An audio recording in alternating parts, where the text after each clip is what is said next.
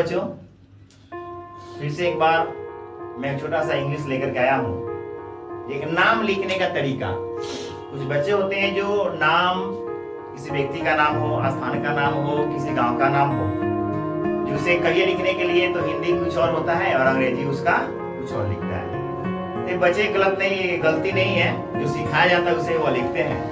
चलिए उसी चीज को थोड़ा सा एक विस्तार से बताना चाह रहे हैं, आप लोग को बताने का प्रयास भी कर रहे हैं, जो कैसे उस नाम को एक सही लिख सकते हैं। उसके लिए मैंने एक वीडियो इससे पहले बनाया था, जो प्रोनाउंसिएशन के लेकर के ABC किसको कहाँ पे क्या पढ़ते हैं उसके अनुरूप यहाँ पे आपको नाम लिखना है। और नाम में आपको पहचान हिंदी और इंग्लिश का दोनों का होना चाहिए कि हिंदी में कॉन्सोनेंट और वॉवेल्स, और हिंदी में वर्ण में भी आता है, इसको मात्रा भी कहते हैं। व्यंजन, स्वर और व्यंजन दो होते हैं, स्वर कौन सा है और व्यंजन कौन सा है। और तीसरा बात होता है कि उसका उच्चारण कैसे आप कर रहे हो, जिस हिसाब से आप उच्चारण करेंगे सबसे ज्यादा इंपॉर्टेंस होता है आपका प्रोनाउंस करना है कि उच्चारण करना है, कैसे आप उसको उच्चारण कर रहे हैं। जैसे मैं एक सिंपल सा मैं एक नाम देता हूं, जैसे मैं लिखे रोमन, ये चीज है। तो यहाँ पे स्पष्ट देख रहे हैं, अगर बच्चा को हम देते हैं बनाने के लिए कि बुआ ये बनाओ, लिखा हुआ है कि रमन, या तो हम नीचे क्लास बच्चे को पढ़ाते भी हैं बुआ पर रमन, तो बच्चा वैसा ही पढ़ेगा। लेकिन जैसे अब बात आता है इंग्लिश का, इसको इंग्लिश में तुम लिख करके दिखाओ तो बच्चा बड़ी आराम से इसको लिख देगा रमन। अब ये रमन तो वो लिख दिया, जिसको वहां समझ में जो उसे आया कि रमन, तो आर से र, एम से म, एन से न, तो रमन। लेकिन हम लोग क्या करते हैं, जो शिक्षक है उसे काट देते हैं, काट करके सिर्फ वहां पे सीधे लिख देते हैं कि ऐसे नहीं होगा, RAMAN होगा। तो ये भी सीख लिया, लेकिन फिर से बच्चा को दीजिएगा तो वो लिख देगा RAMAN।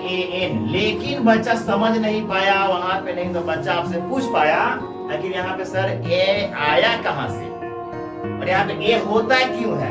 क्योंकि यहाँ पे, क्योंकि एक और मैं वीडियो पहले ही बना दिया था कि हम लोग क ख ग घ भी पढ़ते हैं, क ख भी पढ़ने आता है, शायद मुझे भी नहीं आता तो हमने भी पढ़ा नहीं, तो सीखा तो सोचा तो आप लोग भी सिखाओ। ये क ख ग घ, इसके अनुरूप वह बच्चा जब आपको लिख दिया रमन RMN, तो मैंने इसे काटा, आपने काटा, ये गलत है। क्योंकि बच्चा को आपने भी पढ़ाया है K से क, KH से ह, G से ग, यही पढ़ाए हुए। और बच्चा भी पढ़ा है, आप भी पढ़े, हम लोग भी सही पढ़े। लेकिन अभी ये चीज में उच्चारण की हमें देखते हैं, जब ये क हलंत हो तब ये क का अंग्रेजी होता है K, तो हलंत जिसमें लगे उसको संयुक्त भी कहते हैं, उसको वो आधा हो जाता है। लेकिन जैसे पूरा करना हो तो K A से होता है क। अब कैसे, क्योंकि क ये क्या है, व्यंजन है, और व्यंजन के साथ वर्ण तब पूरा होता है जब उसमें स्वर जुड़ता है। तो क जोड़ अ बराबर हो जाएगा क। अब यहाँ बच्चे को समझाइए कि उसको बोलना है कि क म ल, तो वो लिख के बताएगा KMA, लेकिन गलत है। अब जब उसे बताइएगा कि बुआ ये क के साथ अ का उच्चारण आता है, जो व्यंजन के साथ स्वर जुड़ा हुआ रहता है, तब क पूर्ण होता है, तब बच्चा उसको समझ पाएगा कि नहीं क ल नहीं लिख करके KAMAL। अब इसमें भी बात आएगा, बच्चा आपसे पूछ सकता है कि सर कमल, में KA से क, MA से म, सीधे ल काहे लिख दिए, LA से ल काहे नहीं होगा। ये बहुत अच्छा क्वेश्चन है, बच्चा ये पूछेगा, बताना आपका काम है, कैसे आप उसे बताएंगे। अब इसको बताना है कि जब ये कमल, ये उच्चारण करके देखिए, कमल कमल कमल, क अ आ रहा है, म आ रहा है, लेकिन ल अ नहीं आ रहा है। ल यहाँ पे क्या है, हलंत है, इसलिए वहां पे ल के साथ स्वर नहीं है, इसलिए वहां पे लास्ट में ए नहीं होगा। इसलिए बच्चा भाई सरलता से इसको लिख सकता है क म ल।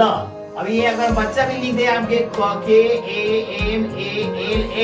ये इसको क्या पढ़ाएगा, कामाला, बहुत बच्चा भी पढ़ता है, लिखा हुआ है कामाला, तो वो भी उसके हिसाब से सही है। लेकिन जैसे ही चीज उच्चारण को बुआ समझ जाएगा, जो बच्चा उच्चारण समझ जाएगा उच्चारण में कैसे करना है, तो फिर से उसे वह पढ़ेगा कमल। यहाँ पर अगर पढ़ा रहे हैं, या जो बच्चे पढ़ रहे हैं, जो भी शिक्षक पढ़ा रहे हैं उसे, तो वह बच्चे को आप इंग्लिश लिख करके फिर से दीजिए, बुआ इसको लिखो तो क्या लिखा हुआ है, और बच्चा स्पष्ट रूप से लिख देगा कमाल, यही लिखेगा। ये श्योर है कि बच्चा यही लिखेगा, क्योंकि आपने अभी तक उसको हिंदी सिखाया लेकिन इंग्लिश नहीं सिखाया। अब इंग्लिश सिखाया तो हिंदी नहीं, लेकिन उसको मात्रा दोनों में समझ में आना चाहिए कि किसमें क है तो क से जुड़ा हुआ है, सेम उसी प्रकार ये क है तो क के साथ स्वर जुड़ा हुआ है। इसके लिए यहाँ पे वोवेल्स का प्रयोग किया गया है, तब जाकर कोई भी व्यंजन बनता है। आपने व्यंजन और स्वर भी पढ़ा होगा कि स्वर किसे कहते हैं। स्वर वह शब्द होता है जो बिना किसी के सहायता, जैसे व्यंजन हो गया, उसके बिना वह स्वर बनता है। अब इसको जैसे ये स्वर है, अ है, आ है, ई है, ई है, उ है, ये सभी जब आ जाता है तब जानते हैं कि ये स्वर है। देखिए स्वर जितने भी 11 हैं तो इसी से वह हिंदी और व्यंजन इसी से मिलकर के बना हुआ है। तो इसी के तरीका से जैसे में ऊपर में आपने देखा कि लिखा गया था क्या लिखे थे हम लोग, रमन, कमल, है ना। अब इसमें एक चीज का देखिए, यहाँ पे कमल, कमल, तो कमल का हमने के ए लिखा है और इसी को लास्ट में से कनक, कनक।